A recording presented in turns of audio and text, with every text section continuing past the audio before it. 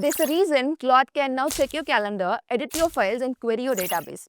It's not because the model has become smarter, it's because one of the protocol most people haven't heard of, called MCP. By the end of this video, you'll understand exactly how it works, not the marketing version, the actual architecture underneath it. Hi, I'm Natika and you're watching Tag 47. Let's get into the breakdown. Before MCP existed, if you wanted an AI assistant to interact with an external tool, say a Google Calendar or a GitHub repo, someone had to write a custom integration for that specific pairing. Assistant A talking to tool X needed its own code. Similarly, Assistant B talking to the same tool X needed different code written again from scratch, even though it was doing just basically the same job. Now scale that up. If you have n different applications and m different tools you want them to use, you don't need n connectors or m connectors. You need n times m. Every new assistant means rewriting integrations for every tool it wants to support. Every new tool means every new vendor has to build support for it separately. Nobody wins in this setup. Tool builders are stuck maintaining a dozen integration code bases for a dozen different AI platforms. And AI app builders are stuck re-implementing the same kind of connectors their competitors have already built.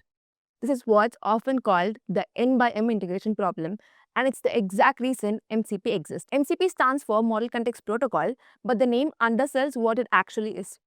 At its core, MCP is an open protocol built on top of JSON-RPC 2.0, a lightweight, well-established messaging format for making remote procedure calls. If you have worked with JSON-RPC before, you already understand the message shape.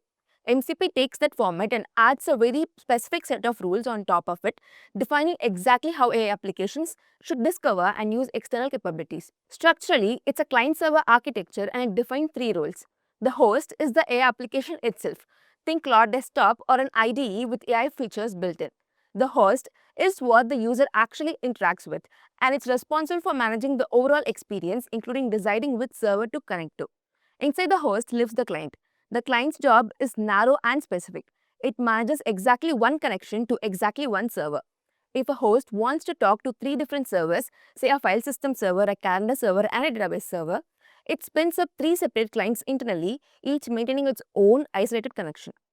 And the server is the program that actually exposes capabilities, tools, data, templates to the client. Critically, the server doesn't know or care what AI model is on the other end. It could be Claude, it could be a completely different model, it could even be a non-AI program. The server just speaks the protocol, and anything on the other side that also speaks the protocol can use it. Now, what exactly a server exposes? MCP defines three primitives, and the distinction between them isn't really about what they do, it's about who is in the control of using them. The first is tools. Tools are functions the model itself decides to invoke. Say a server exposes a tool called send email along with a description explaining what it does and what parameters it takes. During a conversation, the model reads that description, decides on its own that sending an email is the right action given what the user has asked for, and requests that the tool be called with specific arguments, a recipient, a subject, and a body. The model is fully in the driver's seat here. The application doesn't need to call a tool, the model does. The second is resources. Resources are read-only data that the application, not the model, decides to pull in as context. Think of a file's contents, a database schema, or a support ticket. The host application controls when a resource gets attached to the conversation, often based on what the user is doing at that moment. For example, automatically loading the contents of a file the user just opened. The model doesn't request it directly the way it requests a tool call, it just receives it as a part of its context already there. The third is prompts. Prompts are usable templates that the user explicitly triggers. A pre-written instruction pattern, like a summarize this document template exposed by a server, that a person selects on purpose from a menu, rather than something the model or the app decides to use automatically. So you end up with three primitives, each with a different party deciding when it activates. The model decides for the tools, the application decides for resources, and the user decides for prompts. This distinction is the part most explanations skip, and it's the key to understanding why MCP servers are structured the way they are. Every capability a server exposes has to be categorized by who's meant to trigger it. There's actually a fourth. Let's talk about capability worth knowing called sampling. Normally, information flows one direction.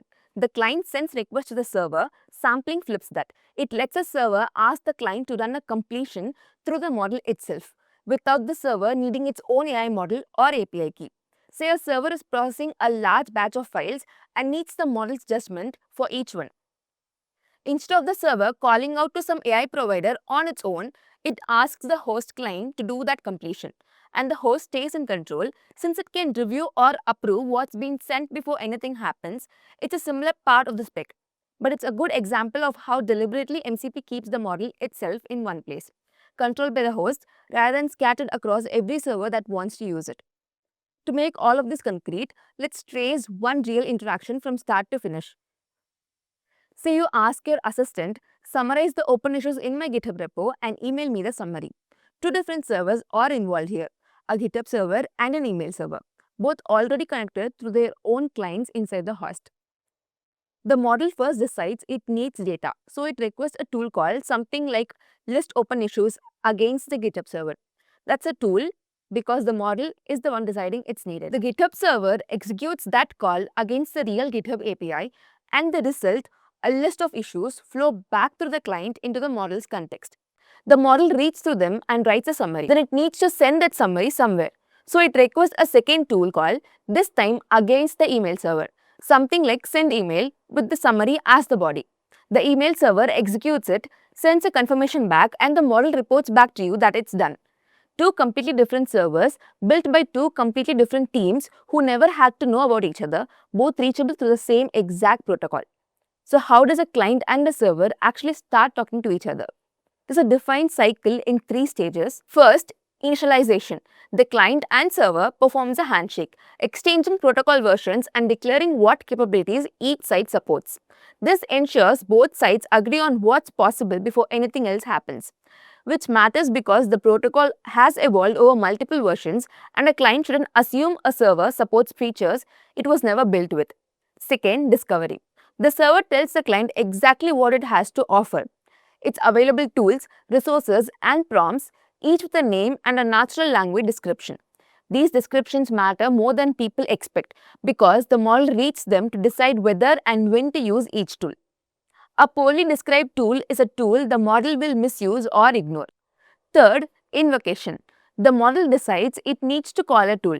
The client sends that request to the server executes whatever logic backs it, hitting an API, querying a database, reading a file and sending the results back through the clients.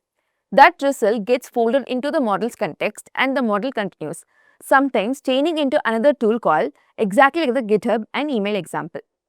Every single interaction between the client and server follows the same pattern. Initialize once, discover what's available, then invoke as many as times needed during the conversation. Underneath of all this, MCP needs an actual transport mechanism to move these JSON-RPC messages between client and server. There are two options. The first is stdio, standard input and output. This is used when the server runs as a local processor on the same machine as the host. The host literally launches the server as a subprocess and communicates with it by writing to and reading from its input and output streams. It's simple, it's fast, and there's no network involved at all, which also makes it reasonable choice when the server needs access to local resource like your file system. The second is HTTP-based transport, sometimes using server-sent events for servers that live remotely.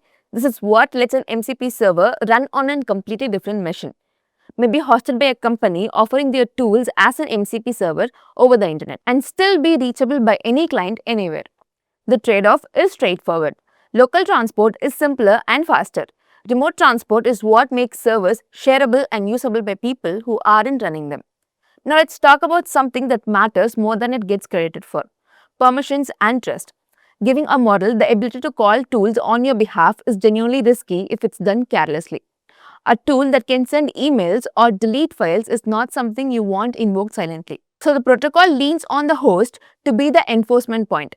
The host is expected to surface tool calls to the user, specifically anything with real-world side effects, and get explicit confirmation before a server actually executes them. And because every server only sees the request routed to it, a calendar server has no visibility into what your email server is doing. That isolation is deliberate. It limits how much damage a single misbehaving server can do. Here's the part that actually explains why this protocol spread as fast as it did. Because the host, client and server are cleanly separated, The person building a tool server never needs to touch the AI application's code. And the person building the AI application never needs to understand the internal of every tool it might connect to. That's real decoupling. The two sides only need to agree on the protocol, nothing else. Compare that to the old model, where every integration was one-off negotiation between two specific code bases. And because MCP is model agnostic by design, any client that implements the protocol correctly can talk to any server that implements it correctly. There's no vendor lock in-baked to the architecture itself. Now here's a common misconception worth cleaning up. MCP is not itself an AI model, and it's not something that makes a model smarter. The model doing the reasoning, deciding which tool to call and why, is exactly the same model you get without MCP. What MCP changes is what the model is allowed to reach. It's infrastructure, not intelligence. Another common mix-up, MCP is not the same thing as function calling. Function calling is the mechanism a tool uses to request a tool call in the first place. That capability already existed. MCP is a standardized layer that sits around that mechanism, defining how those tools get discovered, described, and connected in the first place. It's exactly why an ecosystem could form around MCP as quickly as it does, with servers being built once and reused across many different AI applications instead of being rebuilt for each one. So to bring it all together, MCP is a standardized protocol built on JSON-RPC that defines exactly how AI applications discover and use external tools and data through a clean separation of host, client, and server, and through primitives that differ in who controls their use. Tools for the model, resources for the application, prompts for the user, and sampling for the server to reach back to the model itself, all of it sitting behind a host that's responsible for keeping the user in control. That's the protocol running quietly behind the scenes every time an AI assistant reaches out its own model weights and actually does something in the real world. If this helped you understand MCP better, subscribe for more breakdowns like this and join our WhatsApp community to not miss out on it. Thanks for watching. See you in the next video.